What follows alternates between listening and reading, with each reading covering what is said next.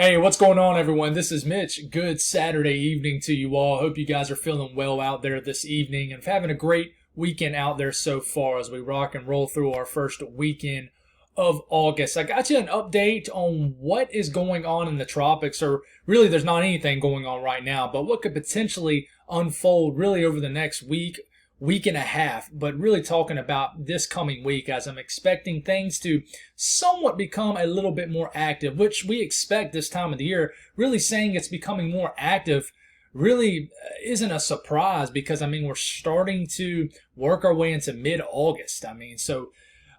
Typically around the mid-August time frame, there is normally some kind of spin going on out there somewhere on average. So it's not totally unusual, but we've been, in this lull for a while. So we're going to see what potentially could unfold this coming week.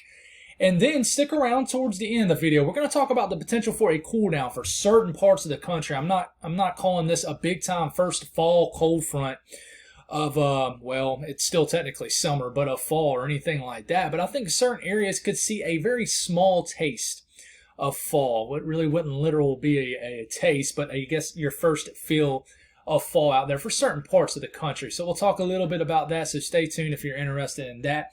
I can tell you guys, it's been a great day for me and my girls. We had a great daughter daddy day here on this awesome Saturday, and got home, lit a fall candle, and I tell you what, whatever this candle that we got, it has created an entire fall vibe in the household right now. We had a summer storm that came through about an hour ago. Cloud cover rolled in. It cooled down outside. And I tell you what, it's got me ready for fall, I tell you. And I know I got a lot of cool weather fans going on here, but you got to appreciate that first cool down of fall. So I'm definitely excited for that when we eventually do get that. But anyways, I'm kind of rambling here. I got a little bit of energy flowing through here. So, but anyways, if you guys have not subscribed, certainly consider doing that. Like the video if you like it. Appreciate the support. You guys got anything that I can pray about, pray over, please put it in the comments below. It gives me an opportunity to pray over it, and it gives others an opportunity to do so too. That's a very important part, if not the most important part of my channel here, is glorifying God. But here we go. Let's take a look at the Atlantic Basin. What is going on? It's very empty out here in the North Atlantic, but we got a tropical wave that is just now starting to enter the MDR. How will the models kind of regroup after this really starts to get over the actual waters of the tropical Atlantic, which is right here?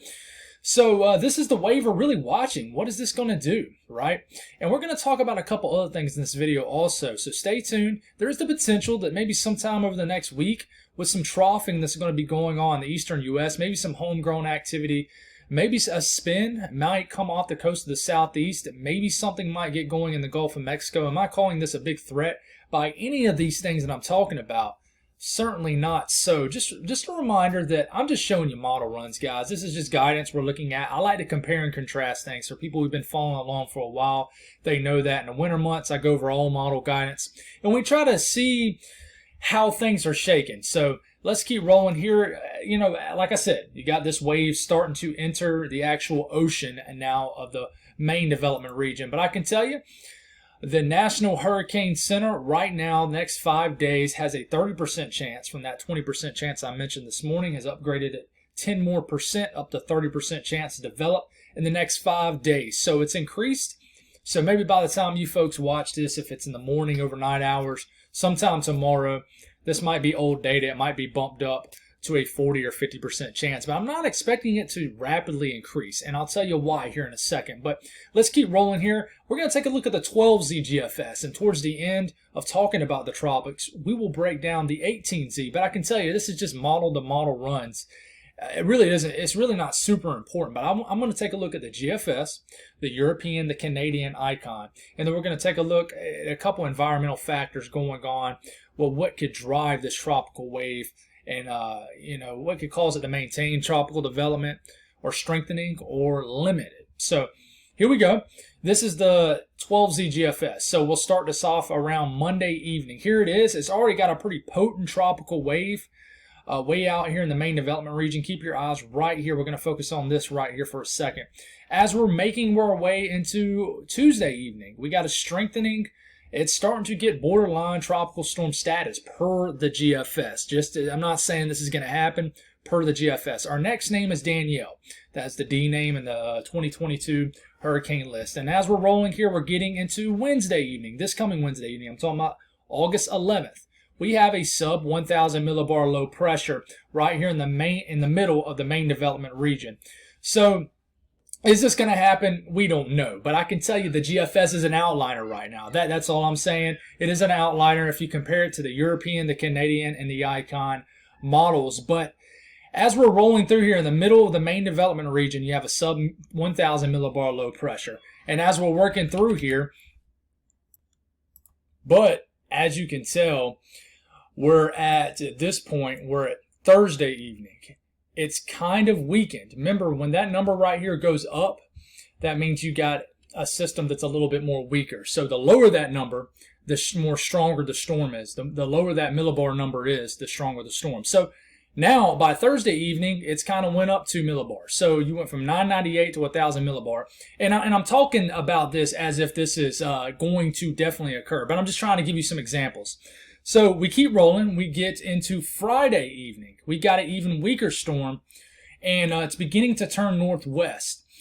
And, don't focus on too much where it's going, because we need to see if this is going to form in the middle of the main development region anyways, the tropical Atlantic. But you got a system that is, I would say, not necessarily rapidly weakening, but it's weakening pretty quickly. And then we're getting into the weekend. We're getting into Saturday evening. I mean, this is a pretty weak system at this point. It's completely falling apart. You got 1,011 millibar low pressure. That's pretty much down to tropical wave status. But I could tell you, the GFS wants this to form initially here in the short to medium range. And then it just kind of moves on and just kind of gets lost in the flow and becomes weak, sheared out, literally, and dry air and shear attack it and pretty much demolish it. At the same time, you watch for some spins in the Gulf of Mexico. You watch this trough digging in the eastern U.S. It's a lot of things you got to watch. We'll get a little bit closer on this here in a second because that warrants to be talked about also. But that's the most aggressive scenario. You look at the European run, and we're not going to spend this long like we just did on the GFS. I just want to show you some examples. The latest European model, really focusing on this. This is the actual wave, not so much this. Moving through here in time, we're getting into, let's go on and move it to around Monday afternoon, Monday evening. Here's that low pressure. Look how much weaker it is for your Monday evening compared to the GFS for Monday evening. GFS, you're already bordering a tropical storm status. The European still has a weak tropical wave. And then you get into Tuesday evening, still a weak tropical wave. And then you get into Wednesday evening, still a weak tropical wave. Late next week into Thursday, you barely even got a tropical wave anymore. And it looks like just a plume of moisture. So the European has a wave that's trackable and a tropical disturbance, but it doesn't even really probably make it into a tropical depression or a storm. Now, it tries to strengthen it a little bit as it turns northwest into next weekend, but it really just doesn't do anything. It gets lost in the flow. You got this weird kind of cut-off low going on up here. This has been showing up on all model guidance. This will be an interesting feature right in the middle of the North Atlantic. But in a nutshell, the European doesn't even have this becoming a named storm. The Canadian, same thing as the European. Here we go. Here's that area of interest right here, getting into Tuesday evening, getting into Wednesday evening. It looks like by Thursday evening, you have a decent tropical wave right in the right in the middle of the tropical Atlantic. But really, it does exactly what the other models does. Weakens it, gets sheared apart, moves northwest into some high shear dry air, which is a no-no for tropical systems. It does not like that. And yeah, it's gone. Just see you later. It's pretty much not going to last. Icon, same thing. It never truly strengthens it. And it's just a tropical wave moving across the tropical Atlantic midway to the late part of next week. Starts to turn northwest. So all models have something here. But not all models strengthen this into a named storm. The GFS is all alone. It's sticking to its guns. But we'll see kind of what happens in the next 24 hours. Because if the GFS substantially kind of goes away with the idea of a tropical storm forming, then the GFS pretty much takes an L, in my opinion. So let's look at what's going on. Basically, the brown you see is dry air. The green, or whatever color you want to call this, teal, that is more moist air. So look at this down here. We're watching this and look at all the dry air right here. So we're going to look at the European from this also. You can see a literal tropical wave, a moisture wave, a plume of moist air, a bubble of moist air working its way across the tropical Atlantic. Now, it's constantly fighting against shear and dry air, the dry air and the brown. And then it starts to move northwest, and it really starts to fight. In fact, it gets completely wrapped around with it. Probably gets wrapped around any kind of circulation that's actually there. And this is why it truly gets completely shredded apart, whatever it is. Could be hardly nothing. But it completely gets lost in the main flow of things, and it's gone. It really is. And then what's interesting is behind it, you don't really see much of... Now, you see a pretty strong, vigorous tropical wave moving off the North Atlantic in 10 days again. But what is the environment out here in the North Atlantic, tropical Atlantic main development region when we get to the middle part of the month, which I think everybody has their eyes on, is when things are going to quickly start to ramp up around the middle to later part of August. Another way to look at it is basically the more vibrant colors you see on here, the more orange and reds, that is high shear. Think of that as that. And moving through, here's the European. Here's that low pressure. It's already fighting shear by middle to later part of next week. But as it turns northwest, it really begins to battle north shear, shear towards north side.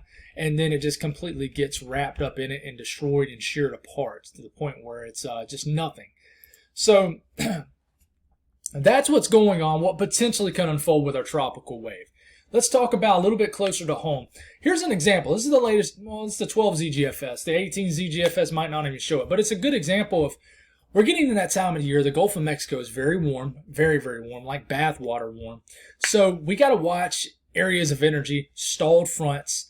Like I said, they stall across the eastern U.S., portions of the southeast. But in this case, the 12 ZGFS likes a little vorticity, a little spin right here. You see the wind barbs, they come in from the south, then southeast, then east, then northeast, then yada yada. You get the point. You get rotation right here, and you got a little bit of a spin that wants to kind of work its way through areas of the Gulf of Mexico, move northwest, and then kind of meander its way into New Orleans area, the southeast areas, Louisiana, and southern Mississippi. This would be for late next week. Just an example. I'm not saying that's going to happen, but you got to watch little features like that. They can sneak up on you, things like that. And then you watch a little piece of energy right here from a stalled front, same kind of front, probably the same front. And you watch for a little bit of spin right here also.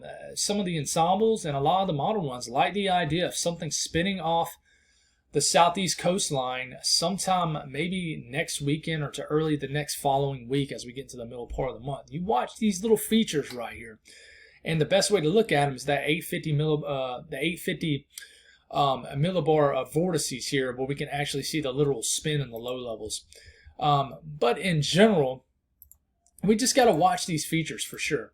So we take a look at the European ensembles here. Still a signal for a tropical wave. This is in the ensemble run, which is a reliable thing to look at, especially when you're looking at middle to long range. It shows the tropical wave still, and this is just many scenarios from the ensemble run.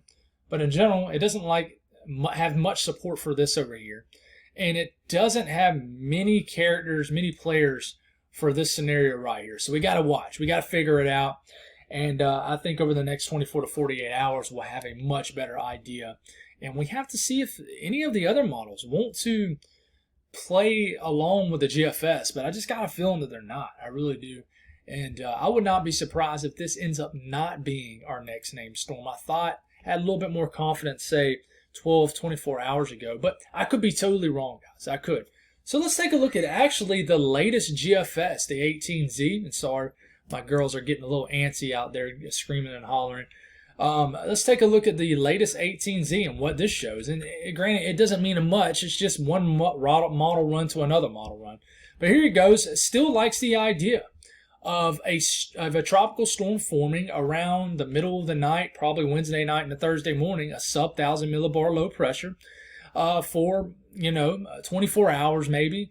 And then it begins to weaken as it moves northwest, and then it pretty much gets ripped apart. But like I said, you watch little spins here in the Gulf of Mexico. You watch this little feature right here. Does some piece of energy shoot off the coast of the Carolinas form? I don't know. It's just something we got to watch. But I can tell you, no model guidance in the super long range showed much more activity behind this. But I can tell you, I think that things are going to start to pick up behind this. But we just got to see if the models are going to pick up on it. But I think this will be our first trackable feature really in the last, 5 to 6 weeks. So we definitely need to watch this. Let's talk about this potential cool down. These are dew points, guys. These are not temperatures. These are dew points.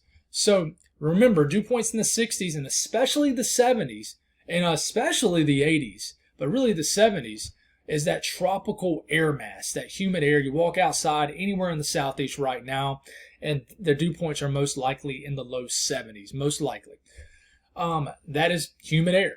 So when you start to get that cool, crisp air mass, that dry air, not necessarily cool because you can have temperatures at 90 degrees and the dew points can be in the 50s and it's still hot. But, this is what you start looking for, especially, I would say more so, when you start to get to the middle part of August, the 3rd, 4th week of August.